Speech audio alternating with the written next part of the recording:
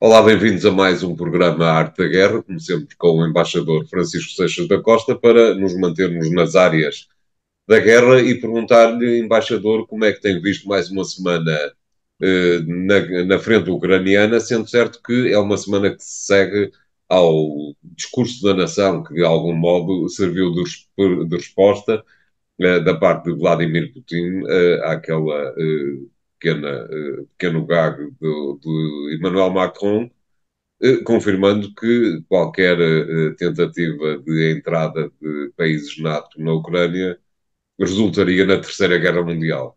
Foi essa a resposta do regime do Kremlin, não é?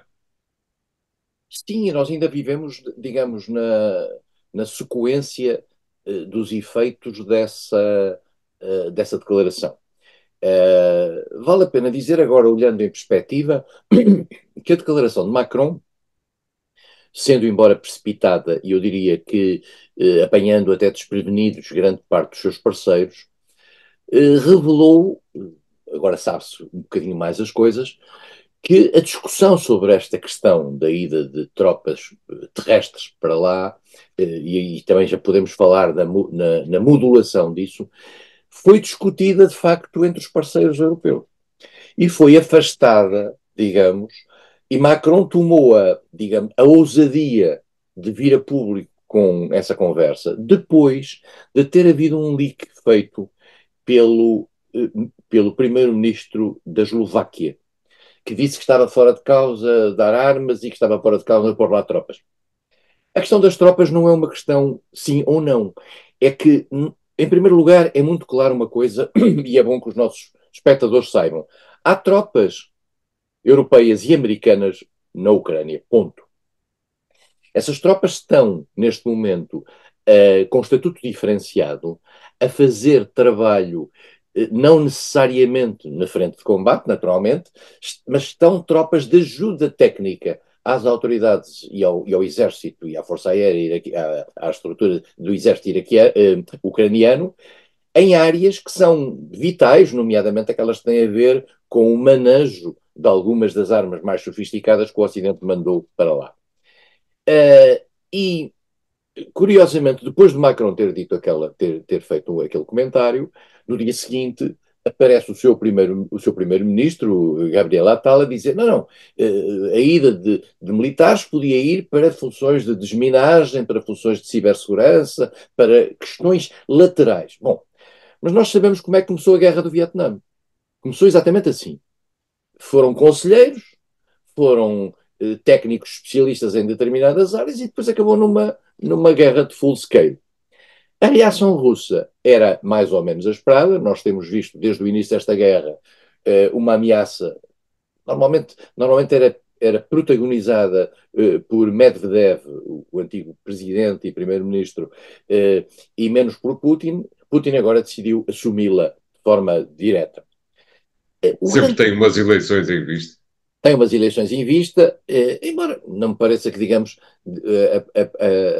a segurança de Putin no poder dependa necessariamente destas eleições, que eles têm É verdade. praticamente ganhas, tendo em conta que afastou os dois adversários, que também eles próprios já não eram grandes adversários, mas, por vistos, na Rússia, esta maneira de afastar as pessoas, algumas para sempre, outras, sob o ponto de vista administrativo, faz parte das regras, digamos, da política e da leitura democrática que a Rússia tem da sua Constituição.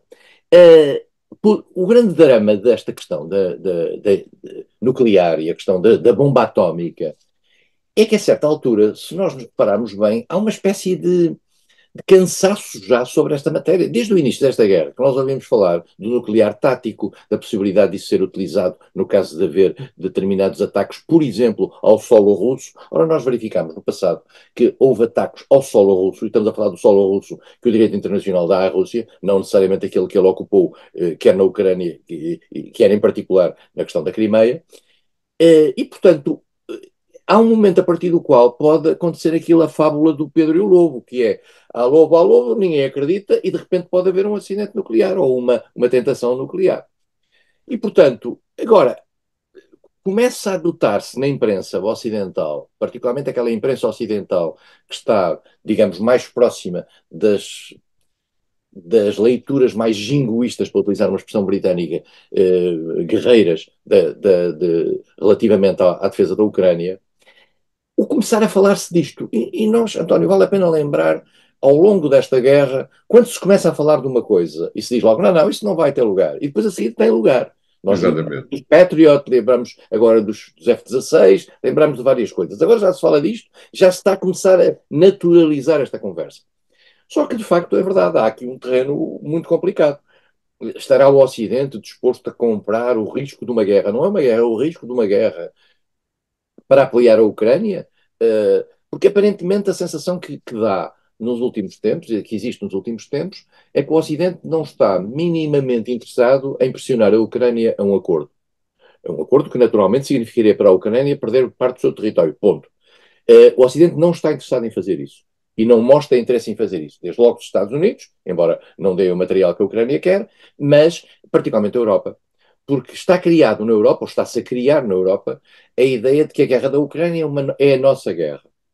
E que a guerra da Ucrânia é a primeira linha, digamos, de uma defesa do resto da Europa a uma agressão russa. Eu devo dizer que, desde o princípio, tenho alguma dúvida relativamente a isto e relativamente à capacidade da Rússia de ir muito mais longe. Se a Rússia não consegue ocupar a Ucrânia toda e não passa, digamos, de mais quilómetro, menos quilómetro, como é que a Rússia vai ocupar a Polónia, a Estónia, a Letónia, a Lituânia, a Roménia, a Hungria, que ainda por cima têm exércitos poderosos e, mais do que isso, estão protegidos, apesar de tudo, pelos Estados Unidos, até ver. E, portanto, há aqui, na minha opinião, uma criação de um sentimento dentro da opinião pública, e este é o ponto importante desta conversa, de urgência do armamento nuclear, do rearmamento nuclear da Europa. Peço desculpa, do rearmamento militar da Europa. Isto é, a ideia de que é preciso a Europa, tendo em conta aquilo que poderá ser o potencial abandono por parte dos Estados Unidos, quer no quadro da NATO, quer da próprio apoio à Ucrânia, poder ter que substituir. E a Europa estará, digamos, a levar-se a sério pela primeira vez naquilo que é a criação de uma entidade europeia de segurança e defesa. Que E será precisa, peço desculpa por interromper, embaixador, que precisa antecipadamente de uma percepção de medo que da opinião está a pública. ser transmitida à população europeia. E a França, e esse é que é o ponto interessante, a França é o único poder nuclear europeu. Exatamente. E a França quer liderar este processo.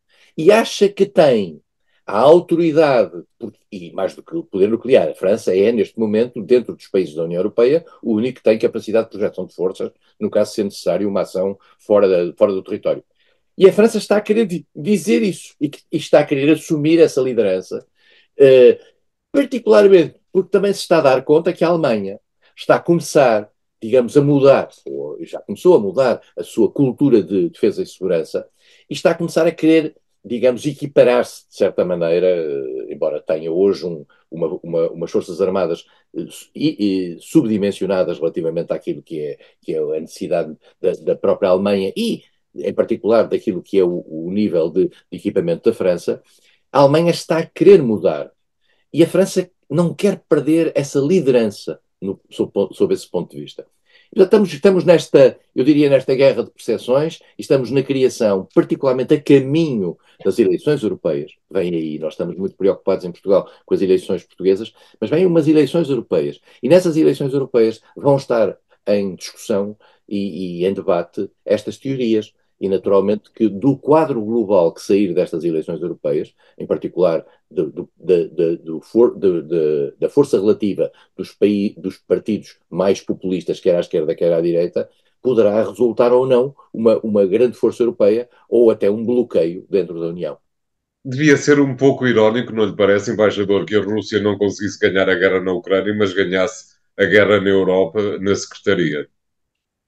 Pois, porque a Europa tem uma característica interessante, que a Rússia não é um país democrático, a Europa são países democráticos e, portanto, a Europa depende daquilo que as opiniões públicas quiserem. E se as opiniões públicas não quiserem ir a jogo, não vão. Isto é, se as opiniões públicas nomearem para o Parlamento Europeu, com consequências na formação da Comissão Europeia e na vontade que depois à volta da mesa do Conselho se faça, não quererem, digamos, enveredar por um caminho de reforço da sua dimensão militar, não terá. A Europa pode, aí sim, perder a guerra, digamos, na Secretaria e a Rússia ganhá-la. Aliás, a Rússia, devo dizer, sempre contou com isso. Exatamente. Quando a Rússia contava, por exemplo, que a Europa ficasse imediatamente dividida perante a guerra da Ucrânia, contava que a dependência europeia relativamente ao gás partisse a Europa, não partiu, e, portanto, a Rússia nunca contou com esta unidade europeia, e, em particular, nunca contou com a desneutralização da Suécia e da Finlândia. O que prova bem que a Rússia enganou-se nas contas que fez relativamente à Europa. Não sei se até ao fim, se no Claro. final não acabará por ganhar, mas isso logo se verá.